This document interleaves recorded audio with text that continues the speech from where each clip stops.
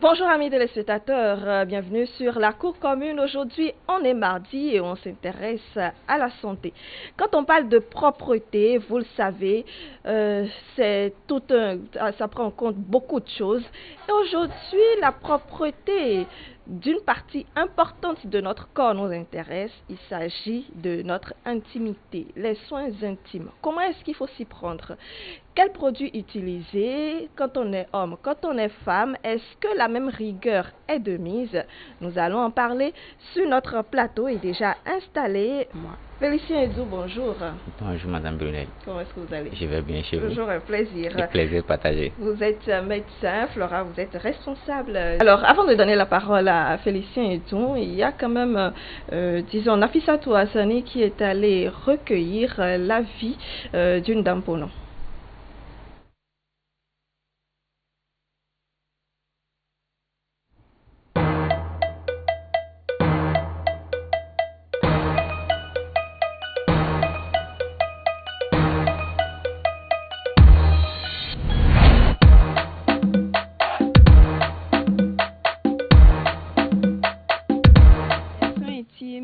Ça concerne surtout la partie génitale de la femme. Les soins intimes se font souvent par les bains, d'autres par la voie locale, c'est-à-dire il faut une infusion des plantes, c'est à base des produits naturels, des écorces. Donc, il faut d'abord une infusion et après la décortication, il faut boire ça ou passer à un bain intime, c'est-à-dire laver le bas avec. Nous ne nous levons pas gaillardement et puis nous conseillons, donnons les produits comme ça. Non. D'abord, il faut poser des questions à la cliente en question qui est dans le problème, lui demander les symptômes qu'elle perçoit et tout, le problème dans lequel elle est, et c'est en fonction de ça que nous nous basons et puis nous conseillons un produit. Comme produit spécialement, nous avons des produits naturels comme Djeka, des produits de grand-mère, des produits naturels qui existaient depuis fort longtemps, des produits de la terre d'Afrique, clou de girofle, qui est déjà un antibactérien, un anti-inflammatoire. Nous avons des produits comme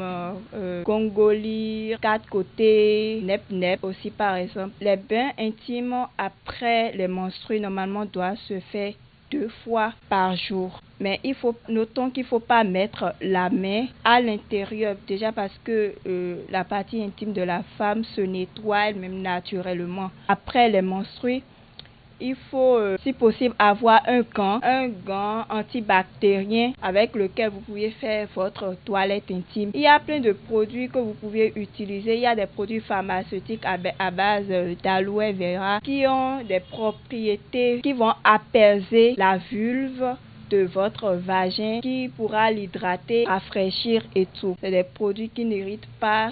Ça protège contre les pètes blanches chroniques. Et il ne faut pas aussi utiliser n'importe quel produit, des produits agressifs. Nous tenons compte de tout ça là pour pouvoir conseiller la clientèle. Il faut faire les soins avec de l'eau simple, de l'eau claire, mais juste que les propriétés que ces produits-là ont, l'eau simple n'a pas ces propriétés-là. Ces produits-là sont formés, sont conçus spécialement dans ce but-là.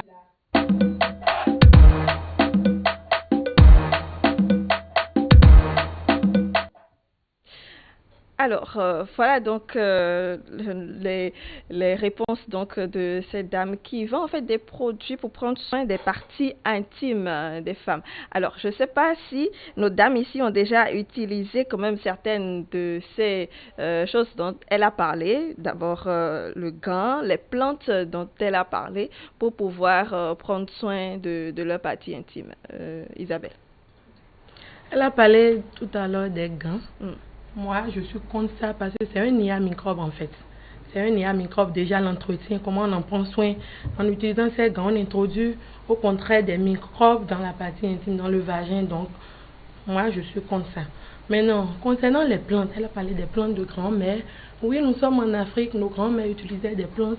Il y en a plein, mais il faut utiliser, mais savoir utiliser.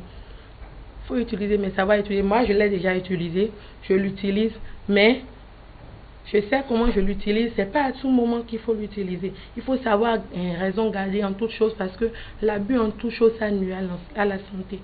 Voilà. Flora? Merci beaucoup. Elle a parlé de gants. Moi-même, je suis contre. C'est pas conseillé d'introduire un gant pour pouvoir nettoyer l'intérieur du vagin. Non, nettoyer l'intérieur du vagin, c'est impossible. Non. Voilà. Également, les plantes, elle a mentionné les plantes. Moi, particulièrement, je n'ai jamais utilisé ces plantes dont elle a parlé. Tout simplement, moi, j'utilise de l'eau tiède. À défaut de l'eau claire, quand je souffre des infections, j'applique simplement de l'eau tiède pour faire ma toilette intime, pour éliminer les bactéries, les microbes qui s'y trouvent, et je me sens à l'aise dans ma peau. Diana.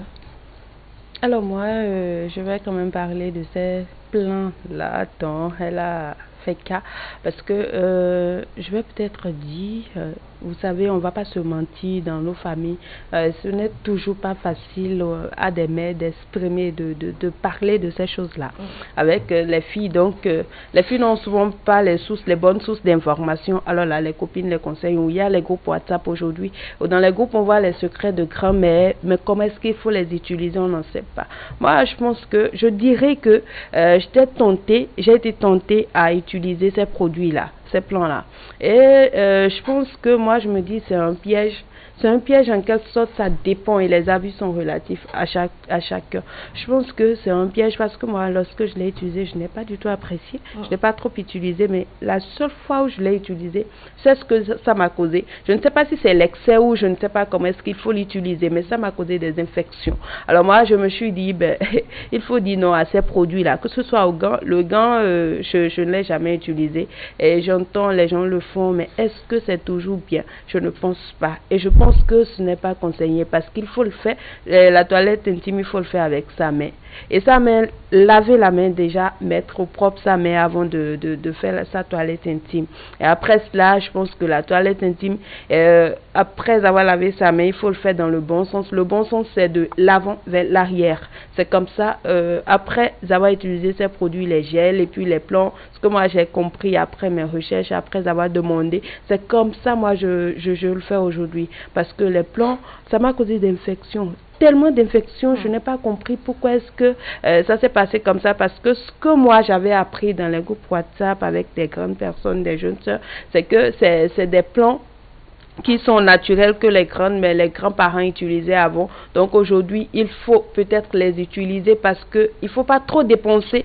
Voilà, c'était ça. Parce que je dépensais dans les gels, il faut pas trop dépenser parce que tu ne dépenses pratiquement rien du tout. Et puis là, tu as les plans que tu peux, que tu peux utiliser. Alors j'ai utilisé la seule fois, ça m'a causé de problème. Donc je ne conseille pas ça. Peut-être que on peut me dire, dame Gandaro a dit qu'elle utilise, nous dit comment est-ce que ça se fait. Voilà, et que le médecin aussi nous oriente, nous dit, est-ce que c'est toujours bien d'utiliser les plans ou est-ce qu'il faut vraiment s'en passer et utiliser l'eau simple parce que la nature, vous savez, elle est très bien faite, parce que le vagin sécrète déjà des choses où tu sais pas, où ça s'auto-nettoie. Donc je pense qu'il faut vraiment laisser le vagin s'auto-nettoyer et après cela peut-être faire le bain et la toilette intime avec l'eau simple tout en mettant au propre sa main. Et après ça, prendre une serviette qui est propre à soi et tamponner, pas nettoyer avec vigueur, mais tamponner la partie extérieure. Voilà. Alors, Félicie Indou, vous avez entendu beaucoup de choses.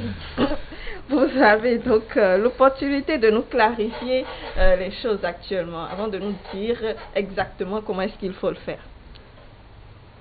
J'ai entendu beaucoup de choses, effectivement, et c'est pratiquement les mêmes choses un peu partout. Et c'est l'attitude de nos mamans qu'on veut répéter, et alors que les choses ont changé. Quand je dis les choses ont changé, j'ai déjà dit ça plusieurs fois sur ce plateau, que l'organisme humain a subi des évolutions. N'a plus la même résistance. La même résistance que le temps de nos parents. Oui. Et ça ne veut pas dire non plus que nos parents n'ont pas les infections quand ils utilisaient ces remèdes. Mais les infections sont cachées parce que ce n'est pas des trucs qu'on expose, ce n'est pas des trucs qu'on discute. Donc, pratiquement, on ne sait même pas si les parents ont un problème en l'utilisant. Mais aujourd'hui, quand on commence à l'utiliser, quand il y a l'accès à la médecine moderne, tout ça là, quand on commence à l'utiliser, les gens finalement constatent que ça donne beaucoup plus d'infections que ce qu'on recherche en l'utilisant. Donc c'est ce qui est un peu problématique dans l'histoire des plantes. Ça, les problèmes de gants, naturellement, il ne faut pas utiliser les gants pour faire les toilettes intimes. Déjà, les gants là, c'est une substance.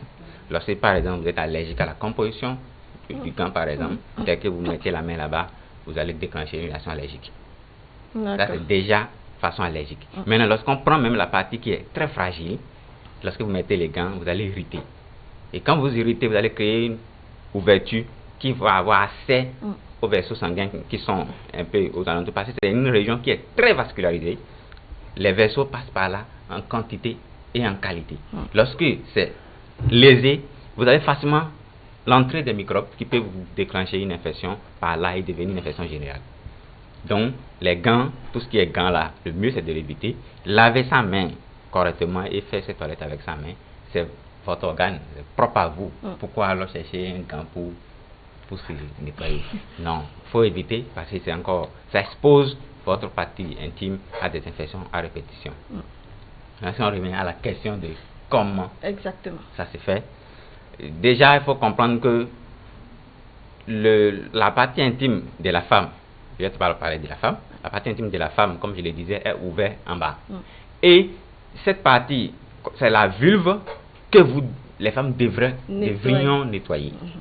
Alors que généralement, il y en a des gens qui mettent la main pour aller chercher, pour dire qu'il y a des débris qu'il faut enlever, ce qui n'est pas tout à fait bien parce que le vagin, quand on peut le vagin est constitué de microbes. Quand je dis microbes, c'est une microbe de la flore commensale qui appartient au vagin particulièrement, qui ne doit pas se retrouver ailleurs.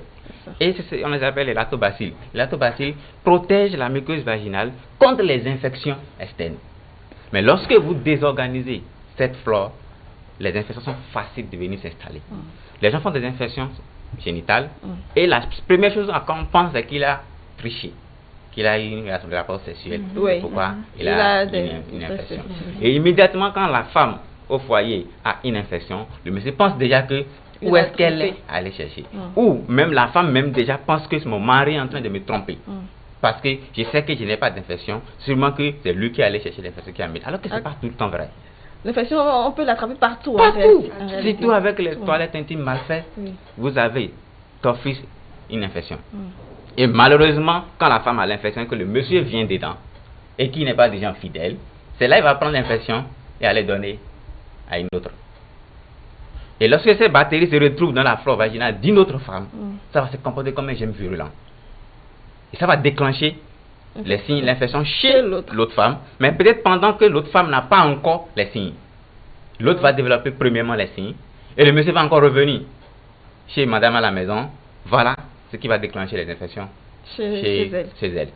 Mais on ne sait pas par qui ça a commencé premièrement. Est-ce que l'autre aussi a la même habitude que celle qui est à la maison, qui désorganise sa flore vaginale?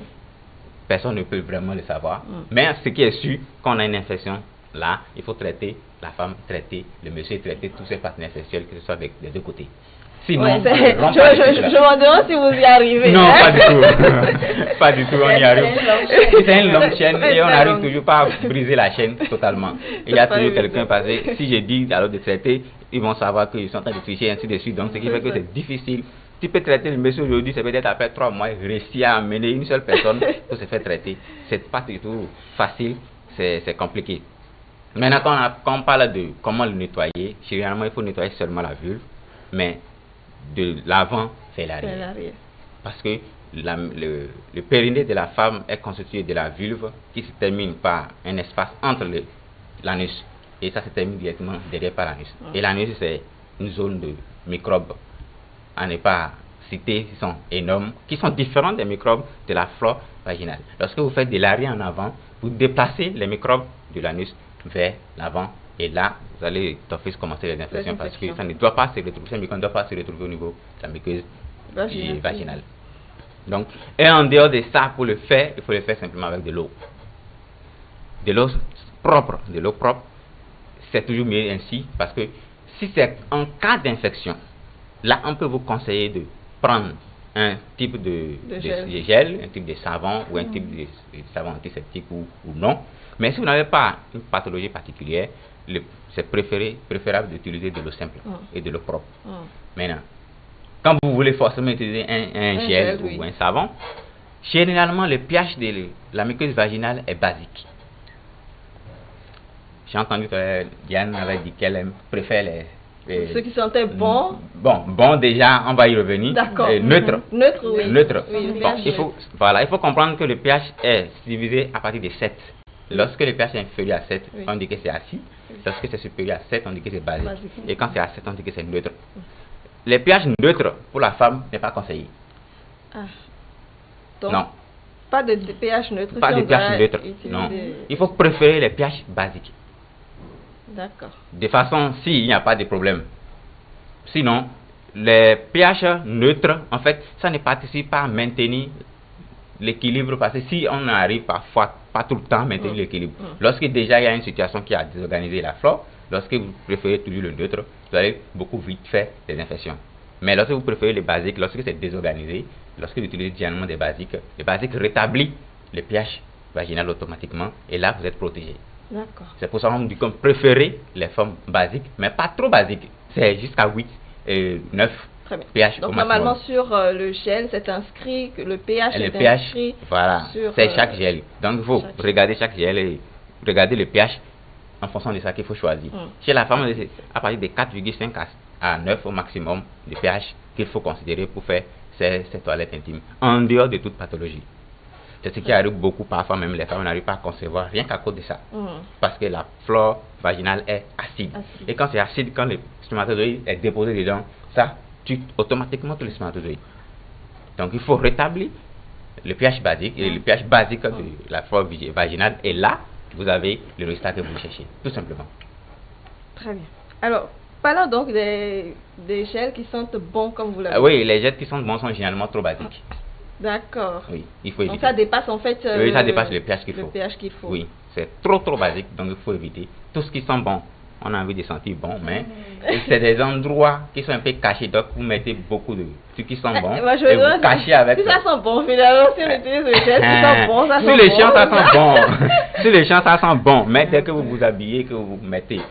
Accumuler la chaleur, la température devient autre, là-bas, ça modifie complètement la composition. Et là, ça vous irrite. Très bien.